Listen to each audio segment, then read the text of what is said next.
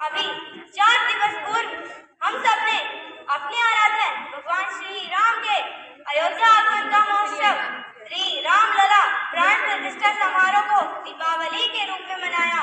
यह उत्सव गणतंत्र दिवस को भी खास बनाता है। राम राज्य की कल्पना, लोक कल्याण की भावना हमारे भारतीय संविधान का मूल है। यदि संविधान की आत्मा भारत है तो भारत की आत्मा भगवान श्री राम है। तभी तो भारतीय संविधान में भी भगवान श्री राम का चित्र अंकित है। राम सृष्टा भी है और सृष्टि भी है, राम दृष्टा भी है और दृष्टि भी है।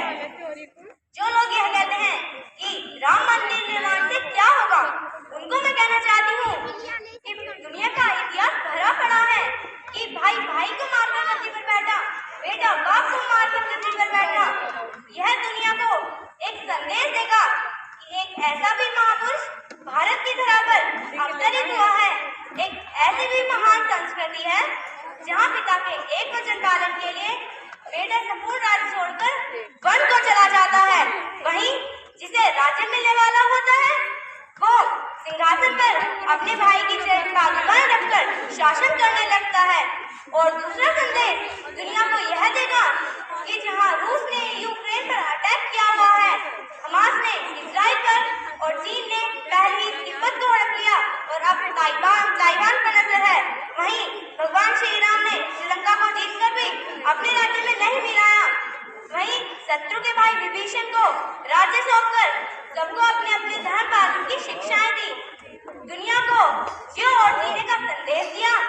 यहाँ हमें यह भी संदेश मिलता है जैसे राम ने सबको अपनाया, हम भी सबको अपनाएंगे।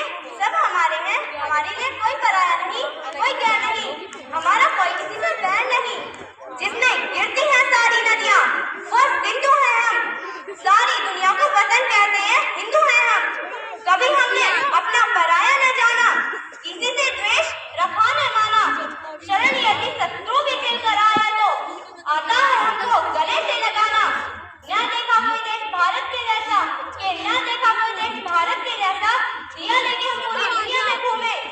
नमस्ते सदा वत्सले मातृभूमि, नमस्ते सदा वत्सले मातृभूमि। हमारे पास गर्व करने को बहुत कुछ है।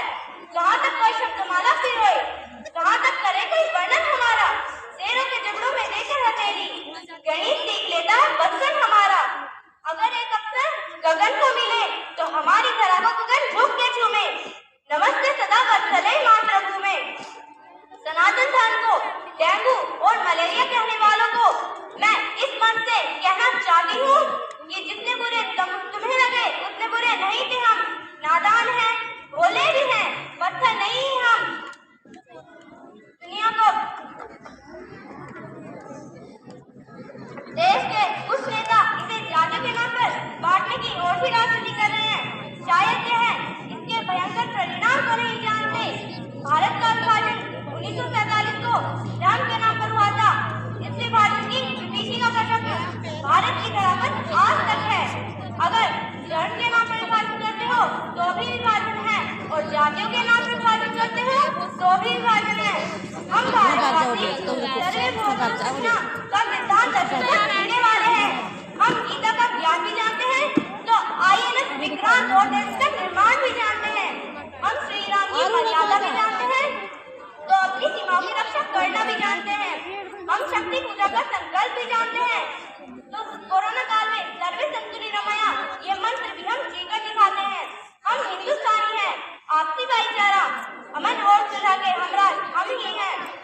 देख लो हमारा इतिहास उठाकर, 5000 सालों में हमने किसी पर अटैक नहीं किया, कहीं जंगल का कहर तोड़ा नहीं, लेकिन हमारी तरफ किसी ने आंख उठाकर देख लिया तो हमने उसे देखने लायक छोड़ा नहीं। दोस्तों के लिए स्वागतम का गीत है हम, दुश्मनों के लिए मुंहतोड़ जवाब है हम। अहिंसा भी हम हैं, इंकलाब भी हम हैं, हम ही गौतम बुद्ध हैं और महाराणा प्रताप भी हम हैं। गलती से भी तुमने हमारी शराफत को कमजोरी किया तो कहाँ जाओगे। हम शांति का सवेरा है, इंसानियत के अवसर हैं। दुनिया वालों पहचानो हमें, हम भारत वाले हैं, हम भारत वाले हैं। प्यारे भैया बहनों एवं अतिथिगण, मैं आप सभी को यह भी बताना चाहती हूँ कि हमारे पूर्वजों ने हमें जो भी पढ़ाया है, ये जो भी सिखाया है वो सब झूठ पढ़ाया है। अरे चलती रही नारियां जौहर में, भेड़िए फिर भी ढूंढ रहे। हमें सिखाया गया कि अकबर महान तो फिर महाराणा प्रताप कौन थे। चढ़ती रही सड़कों पर लाशें, गांधी जी फिर भी मौन थे।